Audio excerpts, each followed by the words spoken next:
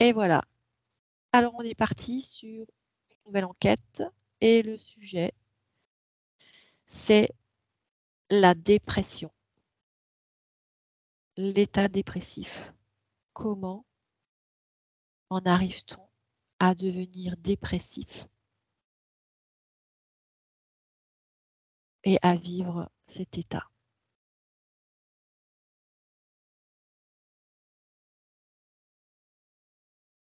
Alors, je suis en train de voir quelque chose. Déjà, ça m'a parlé de satellite. Je suis en train de voir quelque chose comme si c'était une poupée en chiffon. En tout cas, la tête est en chiffon. Et c'est comme si il est planté sur la tête des trucs, des objets. Voilà. Comme si ces impacts n'étaient pas neutres.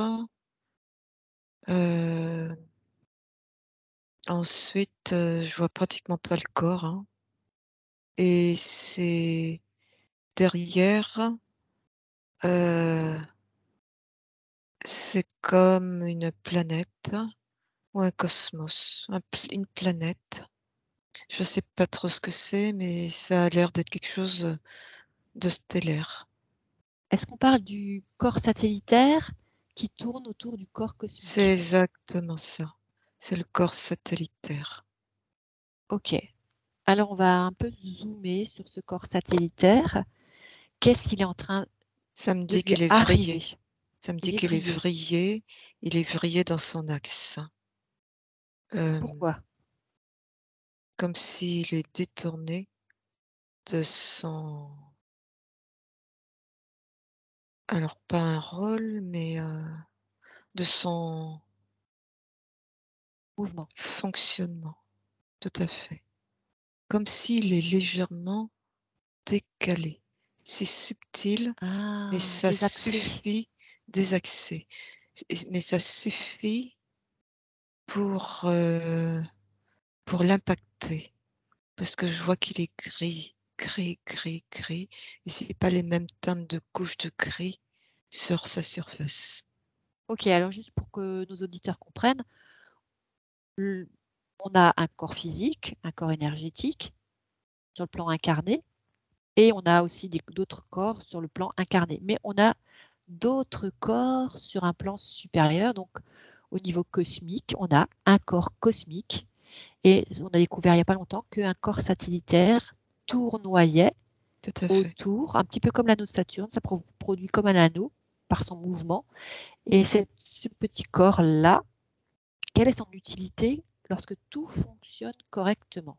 Alors déjà, par rapport à cette tête en chiffon que je vois que cette tête, elle mime le corps satellitaire et le corps cosmique, aussi. Alors lequel c'est? Parce qu'il y en a un qui est noir et l'autre qui est gris. Alors c'est le corps cosmique qui est gris, qui est sur ce côté, et le corps noir qui est sur ce côté. Corps satellitaire. Le corps cosmique noir et le corps satellitaire qui est gris. Ah, corps cosmique noir, corps satellitaire gris. C'est ça. Ok, et le corps satellitaire est vrillé dans son axe. La poupée chiffon Et avec sa grosse tête c'est piquée sa de tas tête. d'objets, C'est sa tête. c'est la tête de quoi? Le corps cosmique et le corps satellitaire qui composent cette tête.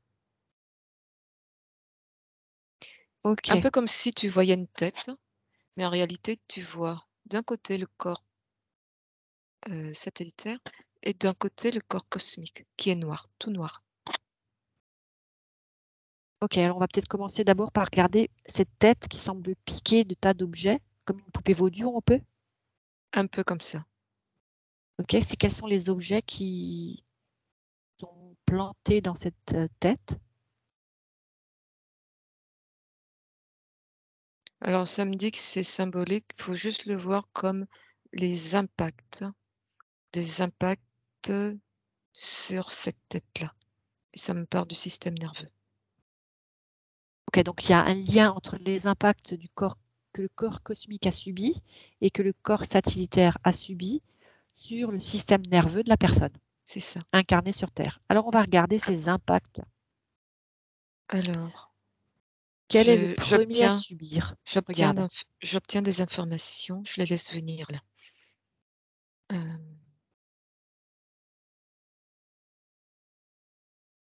Alors, je vois qu'il y a un impact qui se pose comme dans le centre. La tête, comme un impact qui vise et qui rentre dans le centre de la tête. À l'intérieur, donc. Ça me dit ça vise le centre. Eh bien oui, ça me dit que parce que même le centre de notre tête, c'est aussi notre centre. C'est un peu comme le centre de notre cœur. C'est un centre, ça vise un centre pour déstabiliser. Alors, qu'est-ce qui est projeté dans le centre? Alors, ce que je suis en train de voir, ça ressemble à l'aspect, c'est pas une bille, mais ça ressemble à l'aspect d'une bille dans lequel tu peux voir l'intérieur, mais c'est pas une bille, hein. Donc quelque chose de très compact.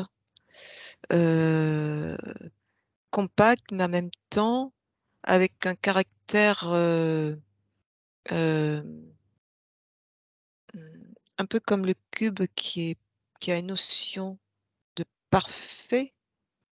Parfait dans le sens où c'est quelque chose abouti. Ici, c'est quelque chose qui qui est abouti dans le sens, heu, mais qui a une faille, dans le sens où on peut pas, heu, y faire quoi que ce soit ou, heu, pénétrer dans cet intérieur-là.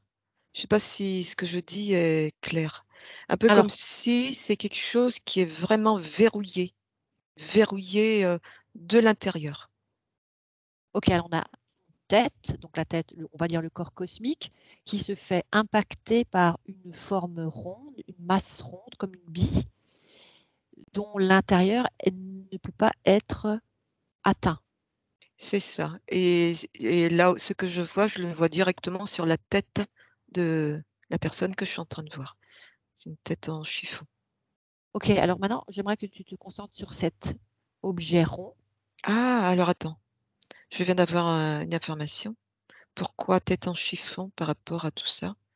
C'est parce que quand la personne est dans cette atteinte qui provoque, ce symptôme qu'on appelle, la dépression, eh bien, c'est comme si, la personne, heu, n'était plus Gourmande. était malmenée, heu heu, comme si elle était plus rien, plus Elle rien. était vide de ses propres pensées. C'est exactement ça, vide d'elle-même. OK, alors observons cet objet D'où le qui chiffon, a été d'où les chiffons oui, manipulables.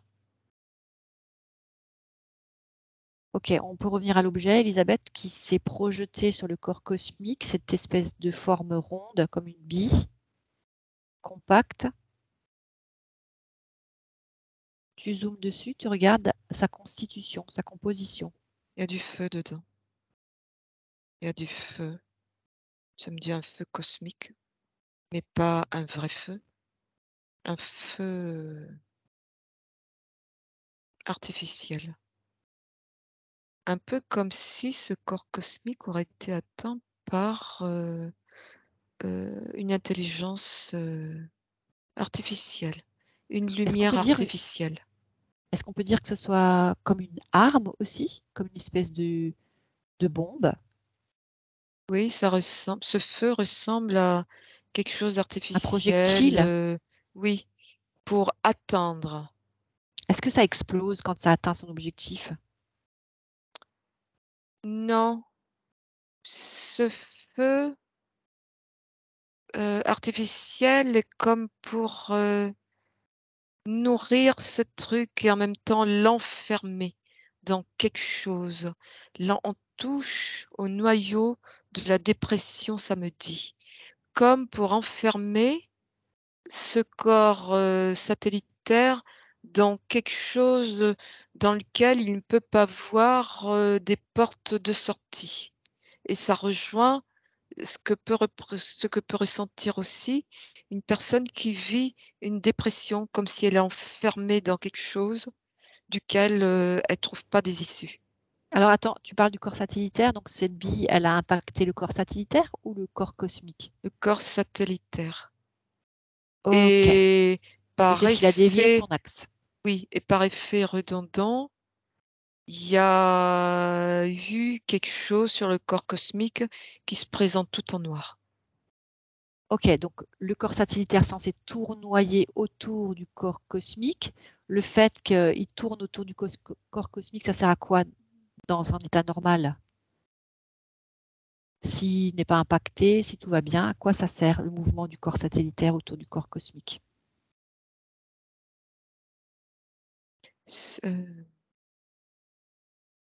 Alors comment je vais te dire ça? C'est en train de me montrer quelque chose. Je cherche comment te l'expliquer. C'est un peu comme une histoire de gravité. C'est relié à de la gravité et en même temps ça me parle de la géométrie sacrée. Ça a un but de maintenir en équilibre. De maintenir en équilibre ce corps, cosmique. Parce que je vois que ce corps satellitaire, il jungle vraiment. C'est un peu comme s'il y avait un dosage, comme s'il y avait, quelques billes ici et à l'inverse, à l'opposé, il y a quelques billes, mais ces quelques billes, elles, elles font ça comme ça. Il faut que ce soit le mouvement juste, juste parfait pour que ce corps satellitaire soit dans sa justesse. Alors, on va dire que le corps satellitaire tourne dans un axe fort Juste, précis juste. pour Il pouvoir doit pas être permettre, dévié voilà, pour d'une, pouvoir permettre au corps cosmique un d'être en positionnement équilibre, et un d'être en équilibre. équilibre, parce il a lui-même son espace, on va dire. Il a son espace cosmique qui lui est prédéterminé, défini, propre à lui. Et dès lors que le corps satellitaire est dévié de son axe, le corps cosmique est lui-même dévié de son Il est propre axe. il est en déséquilibre. Il est en Et déséquilibre, ça produit donc quoi? le corps cosmique quand il est comme ça, il prend tout. Alors que normalement, il sait se gérer. Et là, il Ah prend ah, tout. Il prend il toutes prend tout comme quoi? heu, il prend toutes les imperfections, de cet univers. Il prend en fait, les ça me dit les déchets, heu, Cosmique, tout ce qui passe. tout ce qui passe Oui, on a déjà des astéroïdes, des choses comme ça. Ok, il est comme frappé, alors que en s'il son était sein. resté dans son propre espace, il serait comme à l'abri de toute invasion, on va dire cosmique. C'est ça. Et donc ça va impacter directement le une zone une zone, du cerveau. Attends, j'obtiens les informations, ça me parle d'une zone au niveau du tronc cérébral. Hem,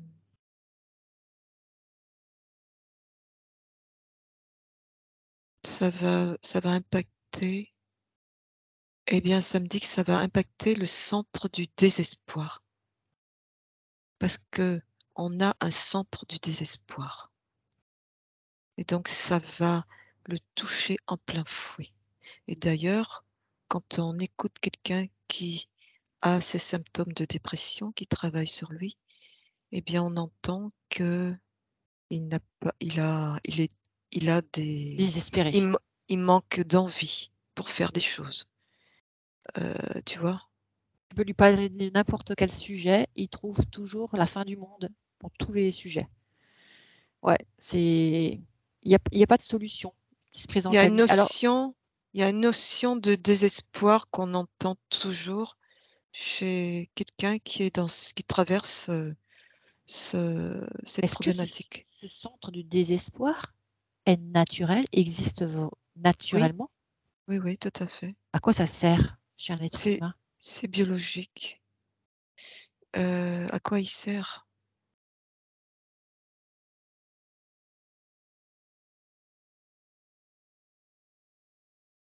Ça me dit que ça fait partie de tous les systèmes régulateurs. Dans quel sens?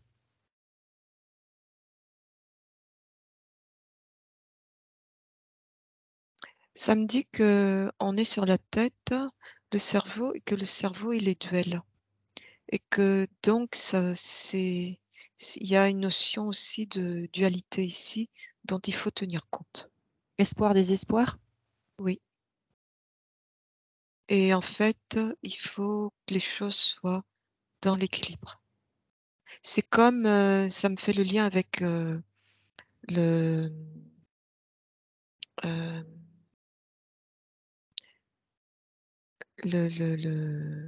comment on appelle ça? J'arrive pas à retrouver le mot. Ça parle de quoi? Euh,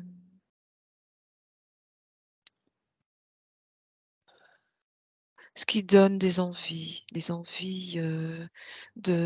se faire plaisir, hein. Le centre de récompense, voilà. Le centre de récompense, il est à double, comment dire? À double facette. Pour qu'il soit bien utilisé, il doit être en équilibre. Donc le centre de récompense Si contient le centre du désespoir ou c'est Non, autre pas du chose? tout. C'est un D'accord, exemple que ça me donne. C'est comme le d'accord. centre de récompense qui nous permet c'est ce qui, par exemple, quand on a réussi un examen, on va ressentir un gros bonheur, voilà. C'est ce qui apporte la joie, le plaisir, c'est ça le centre, de récompense. Eh bien, ce centre de récompense, il est là et on voit bien qu'il apporte du plaisir. Mais sauf qu'il est à double tranchant. Quand il est utilisé d'une certaine façon, eh bien, ça peut apporter le contraire. Donc, on peut rentrer dans des déprimes pas possibles. C'est ça.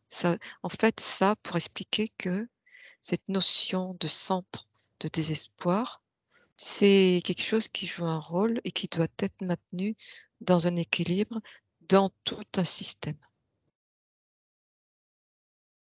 Ok, donc manifestement, celui qui a son centre du désespoir impacté a auparavant eu un impact dans son corps satellitaire. Qu'est-ce qui C'est a exactement ça. projeté ce feu cosmique artificiel dans son corps satellitaire?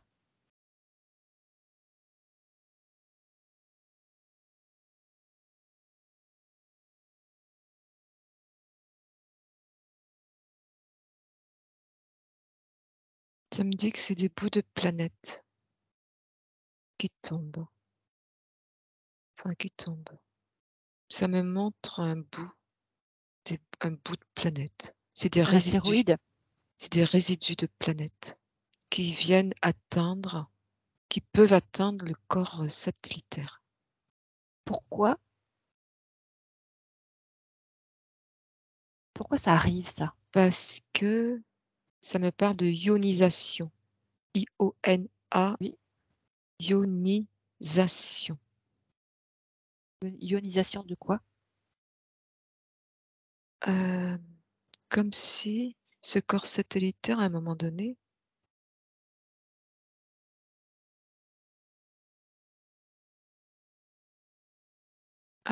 c'est quand il a perdu son centre de gravité. Tu sais, on a vu tout à l'heure qu'il était maintenu comme, mais vraiment à un truc près, un cheveu près. Donc Et on c'est quand il est désaxé qu'il se fait comme oui, ça, ça. il se fait projeter, c'est le corps cosmique qui se fait projeter par des morceaux d'étoiles, des astéroïdes. Moi, ce qui m'intéresse, c'est pourquoi il s'est fait impacter par ce feu cosmique artificiel? Alors, je parle pas du feu je parle pas du corps cosmique, je parle du corps satellitaire qui s'est fait désaxer et c'est quand il est désaxé ainsi qu'il prend facilement des corps qui peuvent l'impacter. D'accord, et le corps cosmique, tu avais dit la même chose, qui se faisait Le aussi corps cosmique, agresser par les il déchets va déchets cosmiques. alors le corps cosmique va être impacté quand ce corps satellitaire C'est est ça. impacté Qui est et donc je qui est vois comme des poussières, d'astéroïdes dans ce corps cosmique. OK. Pourquoi le corps satellitaire a été impacté par ce feu cosmique artificiel? Avant même d'être, bombardé par les impacts, par les bouts d'étoiles.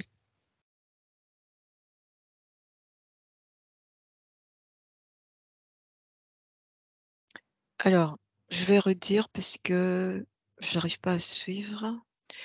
Hem, Ce corps planétaire a été désaxé.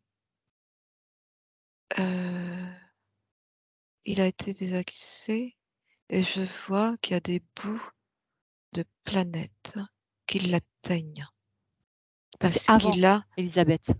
attends, parce qu'il a été Oui, désaxé, ces bouts de planètes l'atteignent. oui, remonte le temps. Remonte, tu remontes le temps et tu observes avant qu'il soit désaxé.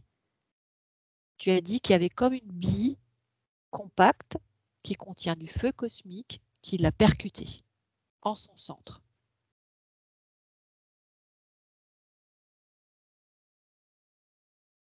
Est-ce que tu Alors, as retrouvé le un moment? peu comme si un peu comme si ce corps satellitaire, à un moment donné, émettait quelque chose en son sein de l'ordre d'une fréquence qui fait que, par la loi de l'attraction, il attire, un feu qui le déstabilise.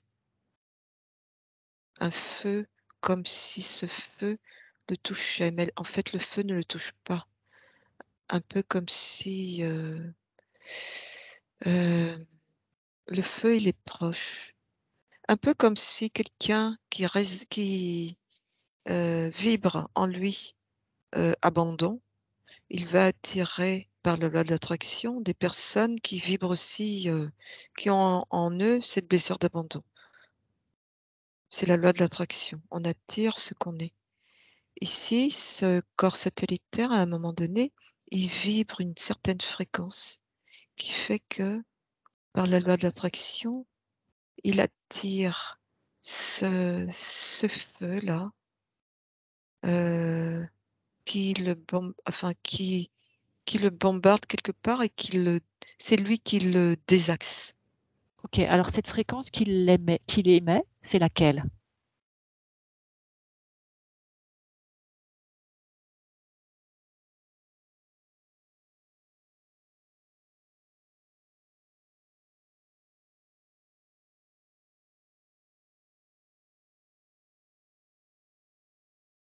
Repose-moi la question Le autrement, corps je bloque. satellitaire se fait percuter par un feu parce qu'il émet une certaine fréquence qui attire à lui ce feu.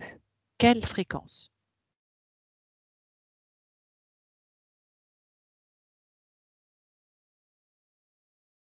Un peu comme si, heu, sa fréquence normale changeait Pourquoi? et muait et au sein de cette fréquence, il y avait du parfum de ce qu'il bombarde, donc ça OK. l'attire. Pourquoi il change de fréquence?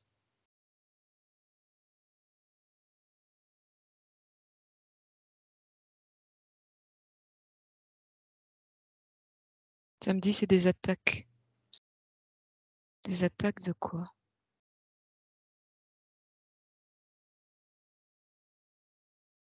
Alors des attaques qui se produisent lorsque tous les corps ne sont pas alignés.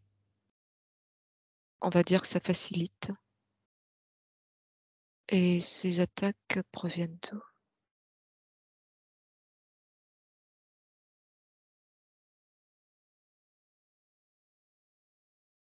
Alors, c'est des attaques, involutives, mais parce que c'est cet être spécifiquement qui est visé, parce que cet être a un champ de résonance en lui, qui pourrait être en lien avec un terrain favorable à ressentir de l'anxiété. Donc le fait d'aller attaquer ce ce corps satellitaire, ça va permettre de déstabiliser et de planter un décor favorisant la dépression. Parce que le terrain anxiogène est une porte qui s'ouvre directement sur la dépression. Ok, alors on a un non-alignement des corps parce qu'il y a un terrain anxiogène. Chez cette personne, C'est un tout le petit peu monde comme tout le monde n'a pas un terrain, anxiogène et chez cette personne, il y a un terrain. la personne qui en arrive à la dépression a d'abord un terrain anxiogène. Oui. Et parce qu'il y a un terrain anxiogène, on va dire des forces. La mélancolie en fait partie. Ok, la mélancolie étant une problématique de l'âme. Oui. Alors le terrain anxiogène, parce que là j'ai l'impression que c'est un petit peu comme le serpent qui veut se mordre la queue. Ça tourne en rond. Il faut qu'il y ait d'abord un impact pour désaxer le corps satellitaire, impacter le corps cosmique qui va du coup créer la dépression. Mais auparavant, il Parce faut qu'il y qu'il y a ait un un terrain terrain. anxiogène. Il y a un Alors terrain anxiogène il y a un terrain anxiogène chez la personne et donc pour cultiver ce terrain anxiogène, parce qu'on sait que ça ouvre des portes et ça me montre la porte de la dépression, ça me montre des entités. Il y a des entités involutives. C'est un peu comme si tu ouvres cette porte-là et ça t'amène sur un corridor d'entités. C'est l'espace de la dépression, entité involutive.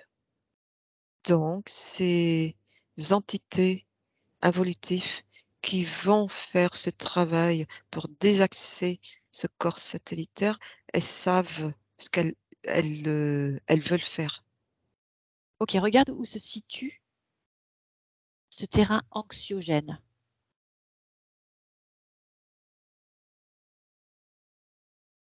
C'est-à-dire? Alors Si tu déjà, observes le ça me corps dit que énergétique, par exemple, avec les différents chakras, est-ce qu'il y a une zone le qui est plexus. ciblée? Le plexus. Tout à l'heure, juste avant que tu parles, ça m'a dit, déjà, la personne sur un plan physique n'est pas dans son axe au niveau du cœur. C'est quelqu'un qui n'est pas en conscience non plus.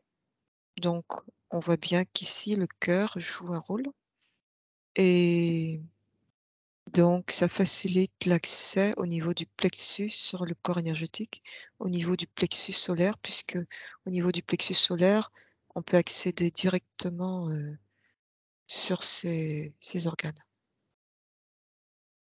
Ok, est-ce que donc on va dire que le plexus solaire et le chakra solaire et le chakra cœur sont les deux impactés quelque part.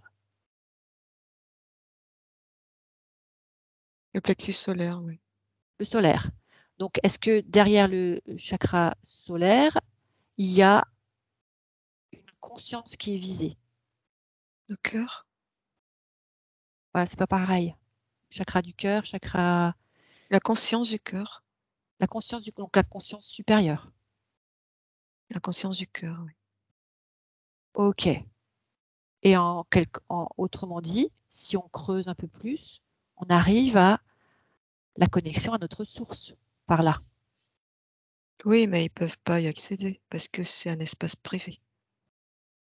Oui, mais la personne qui est en dépression ou qui a ce terrain anxiogène n'accède pas à sa source non plus. Non. Parce que cet endroit-là est impacté. Alors, regarde qu'est-ce qui impacte le plexus solaire.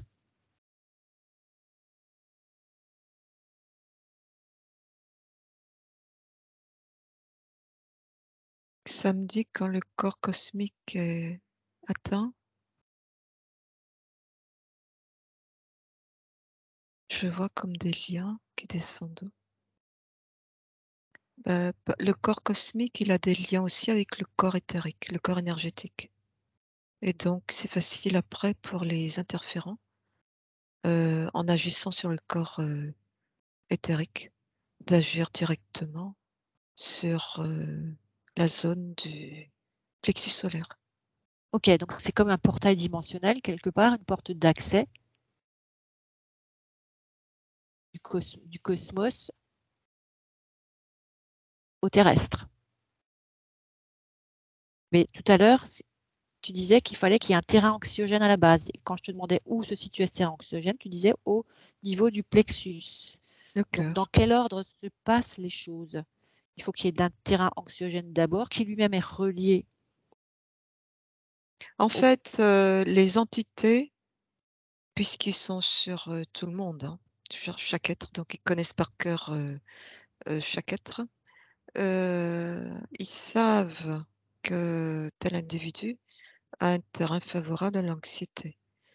Et comme ils cherchent à développer des, de l'involutif chez les êtres, eh bien, ils actionnent en priorité sur cette faille, parce que c'est une faille d'avoir un terrain anxiogène. Et à partir de là, ils mettent tout en place en allant déstabiliser le corps satellitaire, qui a des répercussions après sur tout. Ok, mais moi, ce qui m'intéresse du coup, c'est le terrain anxiogène, comment il s'installe chez l'être humain?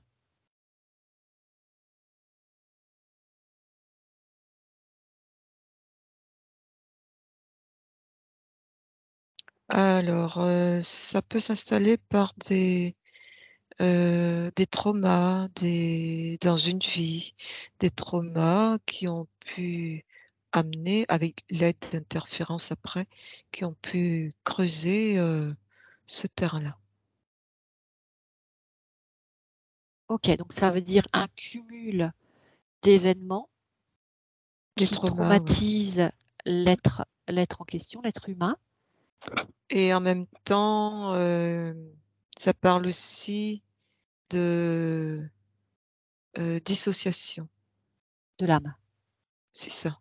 Donc c'est tout ça qui facilite. Ok, donc il y a vraiment un gros, on va dire, fourbi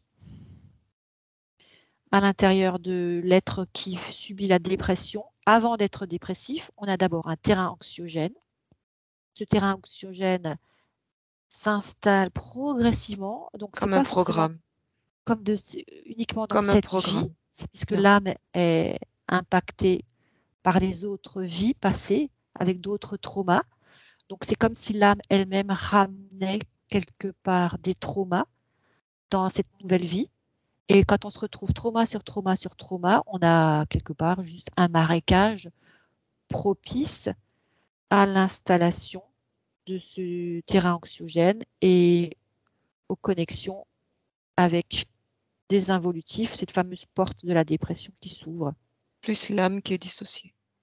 Voilà, Donc la ça facilite dissociation là. beaucoup les choses. Ok. Quelle serait la première démarche pour quelqu'un qui se reconnaîtrait dans tous ces descriptifs? Quelqu'un qui vit la dépression, qui ne sait pas comment faire pour s'en Alors, sortir. ça me dit que déjà, heu, la première des choses, c'est que la personne ait un petit feu en elle, une petite étincelle, l'envie de se sortir, elle est consciente de ce qui lui arrive, elle se sent impuissante et elle est une petite étincelle en elle d'envie de se sortir de ça. À partir de là, elle peut commencer par éveiller des choses avec l'aide d'un thérapeute, hein, c'est pas forcément un travail qui est long, hein.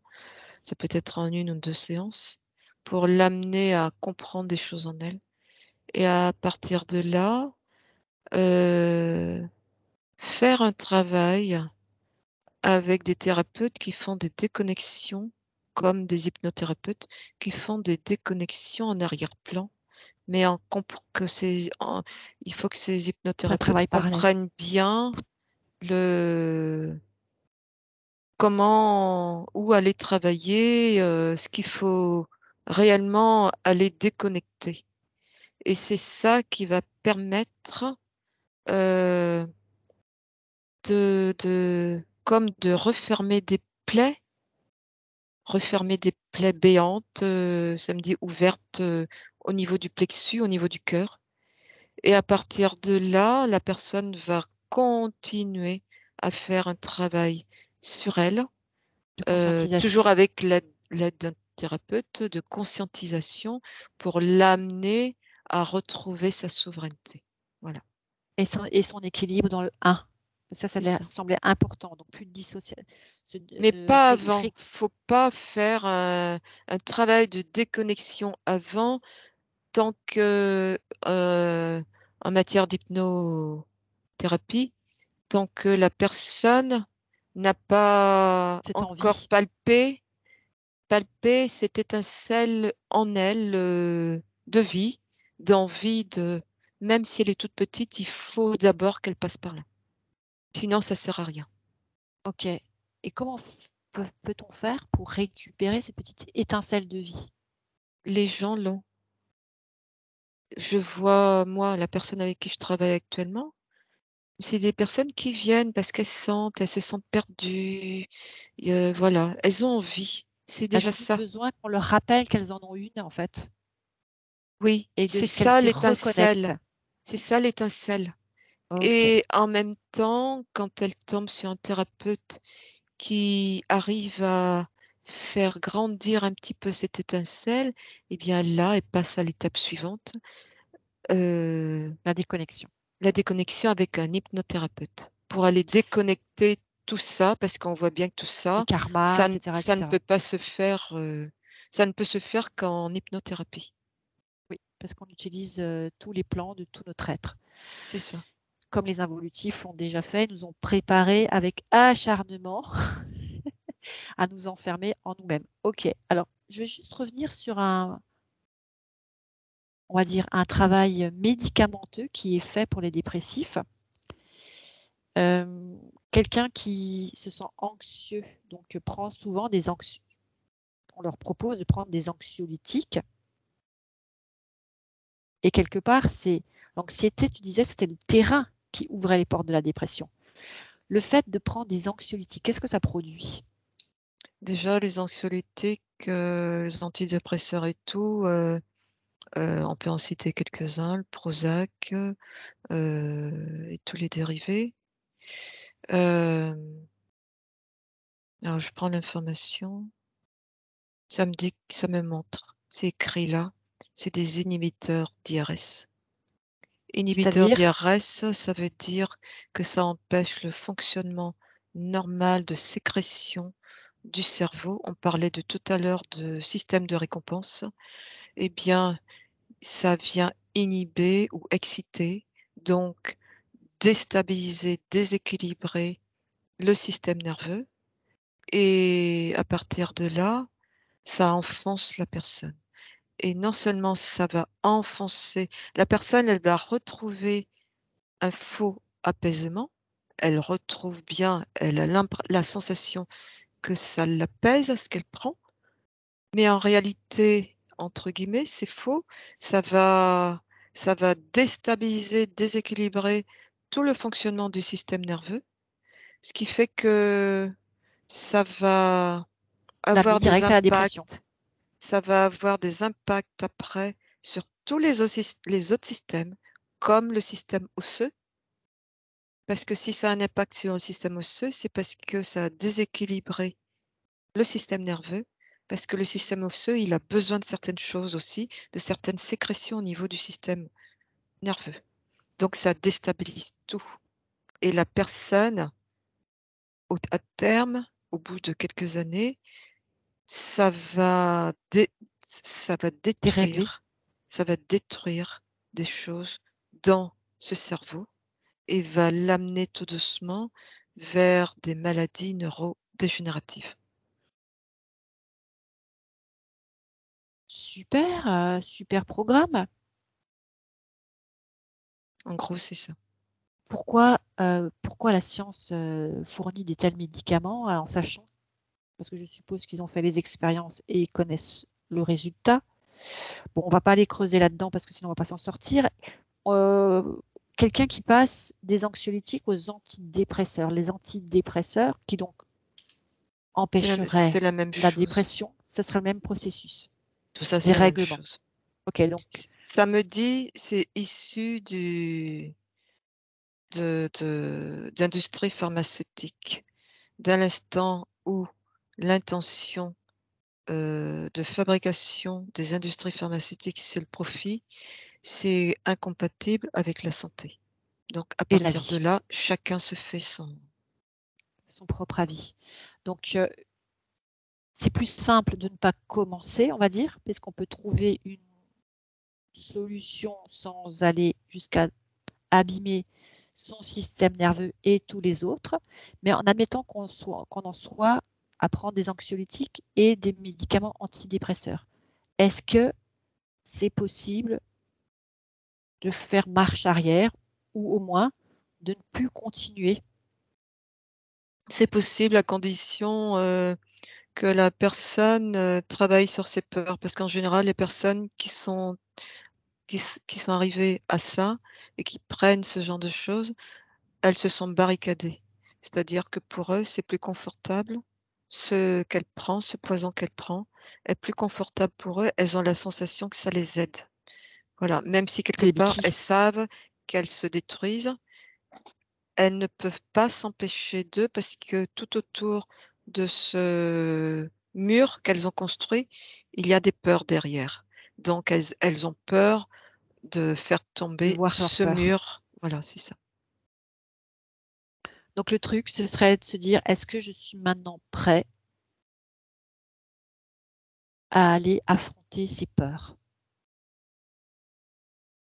Qu'est-ce qui se cache vraiment là derrière? Est-ce En que fait, la question c'est, heu,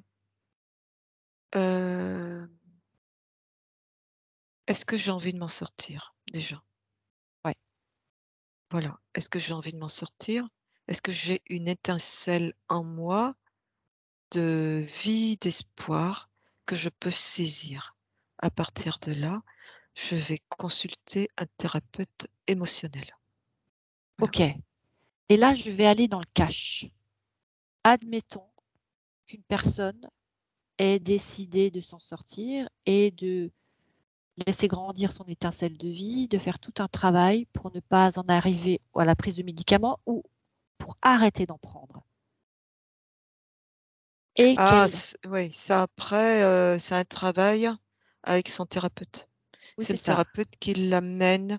Alors attention, c'est pas le thérapeute qui dit à son client d'arrêter le médicament. On le précise bien parce que c'est important. Ça fait partie de la déontologie du thérapeute.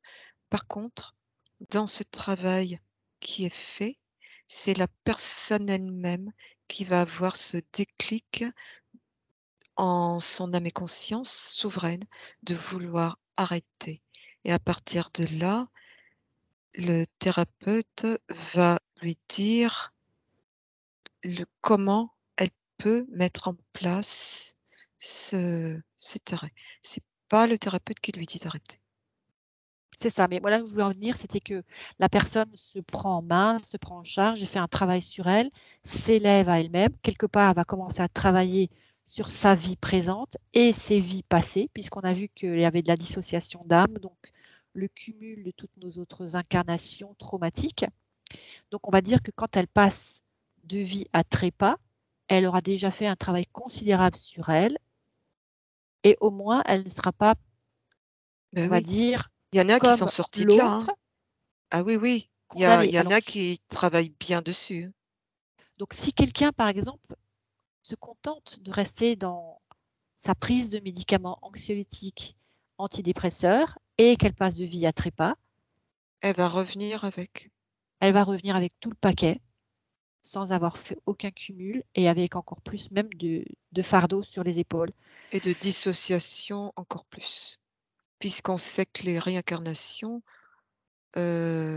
c'est encore des dissociations supplémentaires, ou fragmentation, on dit fragmentation, d'âme. C'est ça. Et toute cette dissociation d'âme, d'énergie et de corps ne sert à nourrir qui ou quoi finalement? Tout ce qu'il y a derrière, à tous ceux à qui ça profite. Tous ceux à qui ça profite, sauf soi. Alors je souhaite à toutes celles et ceux qui se reconnaissent dans cette problématique de ne pas se juger trop durement, déjà pour commencer, et de se dire qu'il y a de l'espoir.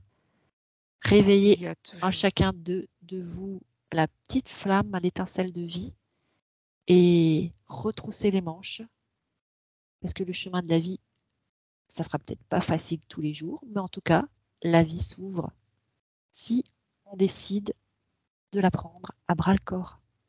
Merci Elisabeth. Merci.